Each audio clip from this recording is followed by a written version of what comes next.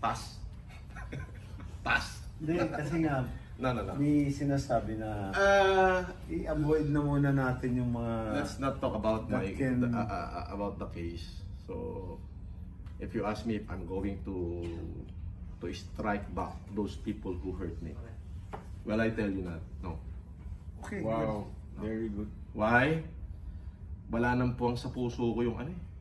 Hindi ko na kayang magbigay ng galit eh. Panalo. Hindi ko na kayang magbigay ng galit.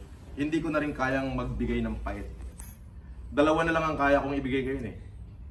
Ang magpasalamat sa mga taong nagmahal sa akin at ang magpatawad sa mga taong nagkamali sa akin. The rest hindi ko na kayang ibigay. Masyado na ako napagod dyan. So yung pagkakakulong ko,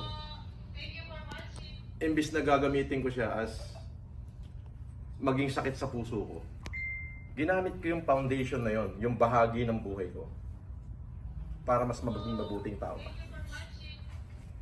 Ano nga yung sinabi mo? Yung pait at sa ano eh? Ano na yun eh? Yung masaya na may konting pait. Pero yun eh, Yung naging sakit, bahagi ng ano aming yung buhay. sakit at pait. Panoorin mo nga yung kanyang live. Tapos pinasalamatan niya lahat yung mga kasamaan sa loob. At Pati yung mga taong ng balahura sa akin, pinasalamatan ko pa rin sila. Why? Isa sila sa mga dahilan kung bakit naging ganito na ako ngayon eh. Without them, hindi ko marirealize. Baka hanggang ngayon, ano pa rin ako, yung... Naalala mo yun na maganda yung puno sa kabila. Pabunot yan, lipat dito sa akin. Ganun yung ugali ko eh. Di ba? So, yes! Oo. Ipasarado yan. Bili na nga yung buong building na yan. Ganun ako nun. But today,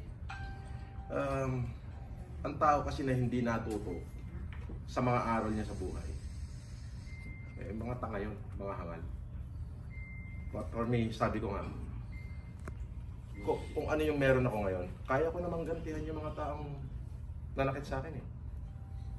Pero kapag ginantihan ko sila, anong karangalan pa yung matitira sa akin? Nakilala ako ng tao na matulungin, na mapagmahal, tapos mapabalitaan nila may sinaktan ako. How will I present myself in the eyes of my Creator, claiming that I live my life as a kind man and a good person while I'm not? Na may sinaktan din ako. So yun lang, hindi ko na, pati yung asawa ko, hindi ko na kayang magbigay ng galit.